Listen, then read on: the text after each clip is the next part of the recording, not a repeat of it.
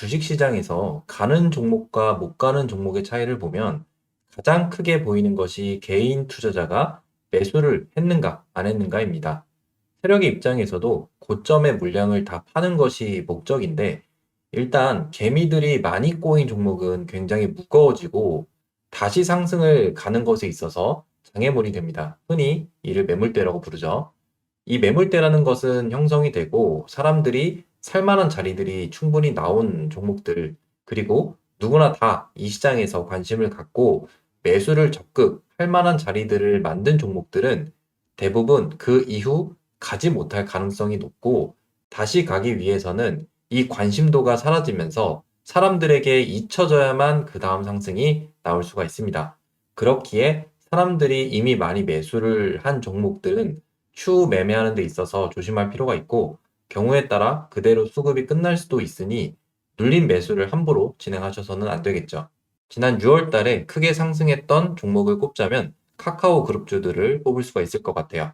카카오페이 같은 경우에는 카카오주가 상승을 하면서 같이 이렇게 올랐고 추가적으로 이렇게 슈팅 구간을 만들어내게 됐습니다.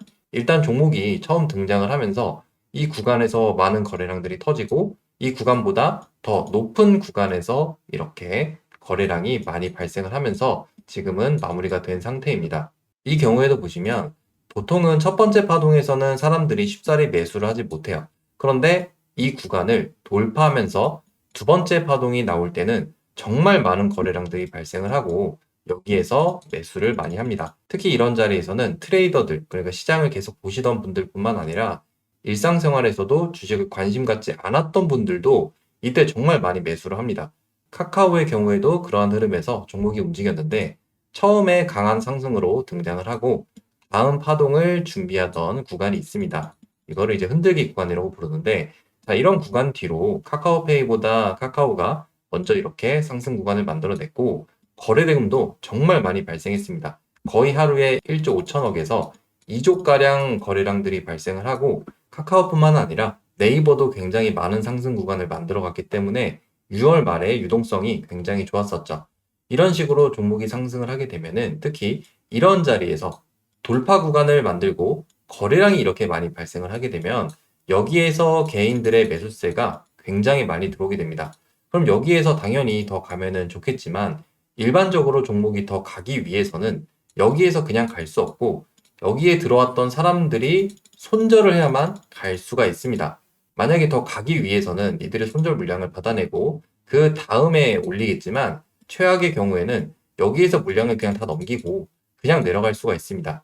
그러니까 무조건 내가 눌림을 이런 데서 진행을 한다고 해서 운 좋으면 수익을 보겠지만 운이 나쁘게 되면은 그대로 하락 구간을 맞을 수가 있겠고 굉장히 오랜 기간 물릴 수가 있기 때문에 앞에서 개인들이 너무나 많이 들어왔던 특히 이런 돌파 구간에서 상승이 나왔던 이런 자리 이후에 이렇게 눌리는 자리는 조심할 필요가 있습니다. 앞선 영상에서도 설명드렸지만 이런 데서 추세가 이탈이 되는 상황이 나온다면은 연속적인 하락 구간이 나올 수도 있기 때문에 방향을 확인하고 접근하는 것이 필요합니다. 이렇게 사람들이 많이 사는 구간들이 있는데 이런 종목들은 나중에 다시 상승을 할 수 있겠지만 바로 직후에 눌림을 매수하는 건 위험하니까 이런 부분들은 반드시 주의를 하셔야 합니다. 따라서 그 뒤에 다시 더 가겠다는 것들을 확인해 줘야 하는데 그렇게 움직인 종목들을 몇 개 보도록 할게요. 지난 2월 달에 한화를 보시게 되면 이렇게 갑자기 급등을 했던 구간이 있습니다. 여기에서 이 초입 구간에서 상승 구간 캔들이 첫 번째로 만들어지고 그 이후에 연속적으로 상승 구간을 이렇게 만들어가게 됐죠. 이렇게 주가를 올리게 되면은 많은 사람들이 이 종목에 관심을 갖게 되고 특히 이렇게 거래량이 발생하게 되면은 위에서 이렇게 추격 매수에 들어오는 투자자들이 굉장히 많아집니다. 물론 여기에서 바로 이렇게 올라가면 좋겠지만 이 물량을 빼줘야 됩니다. 그러니까 사람들이 여기에서 달려드니까 이들의 물량을 털고 나서 그 뒤에 이렇게 올리게 되는 거죠. 그러니까 앞에서 이러한 흐름들, 이 구간을 다시 건드리는 행위들, 그리고 다시 여기에서 고점을 확인하는 행위들, 이러한 것들을 우리가 확인을 하고 매매를 해야지 무조건 그냥 눌린다고 이런 구간에서 매수를 하게 되면은 경우에 따라서는 그대로 밀리는 경우도 있으니까 눌린 매매는 반드시 이러한 부분들을 확인을 하고 진행을 하시는 게 필요하다고 생각을 합니다. 작년에 YC의 경우에도 그런 흐름들이 굉장히 많이 발견이 됐었는데 1월 달에 이 구간에서 신고가 부근으로 상승 구간이 만들어졌고 돌파 구간을 형성하게 되면서 굉장히 많은 거래량들이 이렇게 터지게 됐습니다.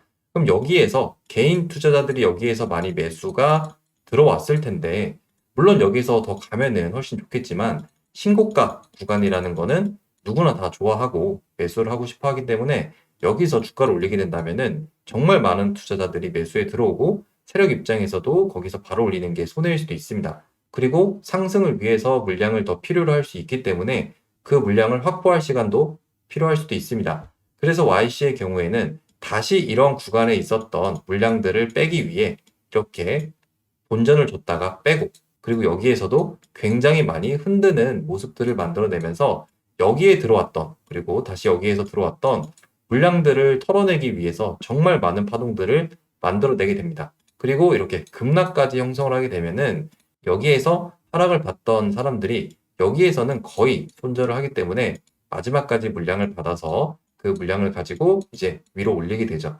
이렇게 파동을 오래 준비했던 애들은 한 번에 끝나지 않고 이런 식으로 연속적인 파동을 길게 만들어낼 수 있으니까 이런 데서는 우리가 이 준비했던 파동의 크기를 보고 매매를 할 수가 있습니다. 그래서 보통 이렇게 크게 파동들이 나오게 된 종목들은 거기에서 극을 형성을 하게 되고 다시 상승을 하지 못하는 경우가 굉장히 많습니다.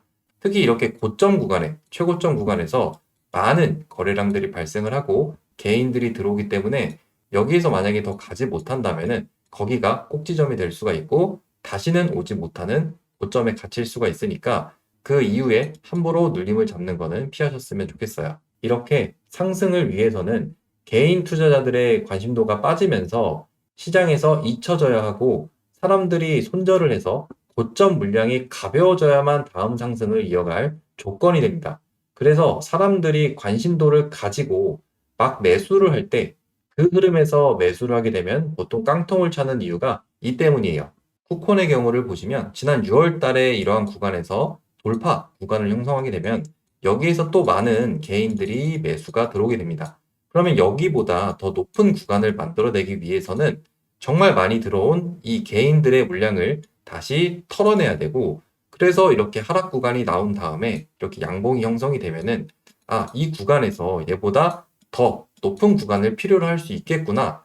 그러면 이 하락 구간에서 여기에 또 물렸던 사람들이 손절을 했겠구나 라는 것들을 생각을 할 수가 있는 거죠. 그리고 지금도 마찬가지로 그럼 다시 이 구간을 돌파를 가면서 거래량이 이렇게 발생을 하고 분봉에서 오늘 11시 이후부터 이렇게 많은 거래량들이 발생을 하면서 상승이 나오게 되면은 물론 하루 이틀 더 상승이 더 나올 수도 있겠지만 이 다음에 물리는 사람들은 대부분 본전이 오지 못할 가능성이 높습니다. 파동을 만약에 크게 준비했던 종목이라면 상승을 연속적으로 이어갈 수도 있겠지만 만약에 이 정도의 파동만 준비했던 종목이 쿠폰이라면 그대로 밀려가면서 몇 달 동안 본전이 오지 못하고 종목에 따라서는 거의 1년 이상 물리게 될 수도 있으니까 이렇게 개인들이 몰리고 난 다음에 눌림 매수를 하는 분들은 매매를 하시는데 반드시 주의를 하셨으면 좋겠습니다. 신성 ENG의 경우에도 지난주에 이렇게 돌파 캔들에서 거래량이 많이 발생을 하면서 앞에 있었던 매물대 위에서 이렇게 윗꼬리를 만들게 되었습니다. 물론 이렇게 눌리고 있다가 다시 상승이 나올 수도 있겠지만 일단은 개인 투자자들이 다시 매수를 많이 했었는가를 체크해 볼 필요가 있는데 자, 분봉에서 보시면은 이렇게 크게 상승이 나오면서 굉장히 많은 거래량들이 발생을 합니다. 그러면 이 구간에서 정말로 많은 투자자들이 매수를 들어왔겠고 여기보다 더 가기 위해서는 다시금 이 물량들을 빼줄 필요가 있겠죠. 그 다음에 다시 상승을 가면은 이 사람들에게 기회가 되면서 본전으로 나갈 수가 있겠지만 만약에 여기에서 모든 물량을 다 정리를 하고 이제 마무리를 하면서 종목이 버려졌다면 그리고 다시 세력들이 물량을 받기 위해서 추가적으로 물량을 더 오래 빼게 된다면은 여기에서 매수를 했던 사람들은 본전이 오기까지 굉장히 오랜 시간이 걸릴 수도 있고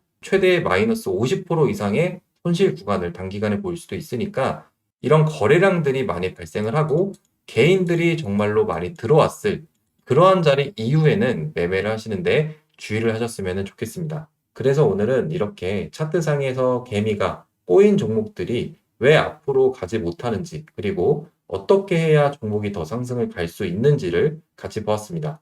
개미들에게 최종적으로 물량을 넘기는 것이 이들의 목적이기 때문에 많은 수급이 진행된 종목들은 그 정점에서 주의할 필요가 있으니 내가 매수한 종목이 그 이후에 잡은 것은 아닌가 한번 확인해 보시기 바랍니다. 그럼 오늘은 여기서 내용 마무리하도록 하고 다음에는 다른 내용으로 찾아뵙도록 하겠습니다.